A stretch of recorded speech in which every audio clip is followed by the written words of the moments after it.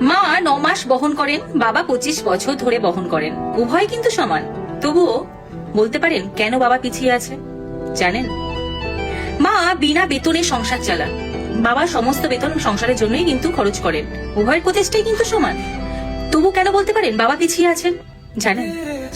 মা আপনার যা ইচ্ছা তাই রান্না করেন, বাবা আপনি যা চান তাই কিনে দেন। তাদের উভয়ের ভালোবাসাই কিন্তু সমান। তবে মায়ের ভালোবাসা উচ্চতর ভাবে দেখানো হয়েছে, জানি না কেন বাবা পিছিয়ে। ফোনে কথা বললে প্রথমে মায়ের সাথেই কথা বলতে চান, কষ্ট পেলে মা কাঁদেন।